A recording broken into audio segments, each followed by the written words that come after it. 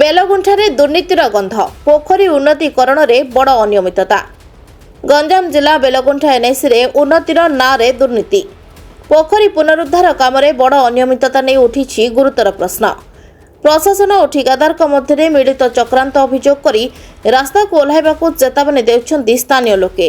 ବହୁ ପୁରାତନ ପିତ୍ତଳ ହସ୍ତଶିଳ୍ପ ଓ ପୋଖରୀ ପାଇଁ ପରିଚିତ ବେଲଗୁଣ୍ଠା ସହର ଏବେ ଏନ୍ଏସିର ଦୁର୍ନୀତିର ଅଭିଯୋଗରେ ଚର୍ଚ୍ଚା। ସହରର ପୋଖରୀଗୁଡ଼ିକର ଅବସ୍ଥା ଦିନକୁ ଦିନ ଅବନତି ହେଉଥିବା ବେଳେ କିଛି ପୋଖରୀରେ ଉନ୍ନତିକରଣ କାମ ଚାଲିଛି।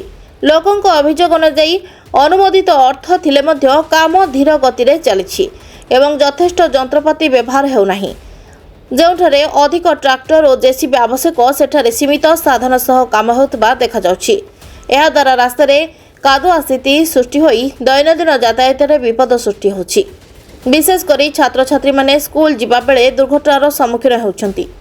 ଏହାସହ ପ୍ରଶାସନ ଓ ଠିକାଦାରଙ୍କ ମଧ୍ୟରେ ମିଳିତ ଲୁଟ୍ ଅଭିଯୋଗ ମଧ୍ୟ ଆସୁଛି। ବିରୋଧ କରୁଥିବା କଣ୍ଟ୍ରାକ୍ଟରକୁ ଧମକ ଦିଆଯାଉଥିବା ମଧ୍ୟ ଲୋକମାନେ କହୁଛନ୍ତି। ଯଦି ଶୀଘ୍ର ଏହାର ସମାଧାନ ନ ହୁଏ, ତେବେ ଏହା ଆଗାମୀ ଦିନରେ ଏକ ଉଗ୍ର ଜନ ଆନ୍ଦୋଳନର ରୂପ ନେବ ବୋଲି ସ୍ଥାନୀୟମାନେ ସତର୍କ କରିଛନ୍ତି।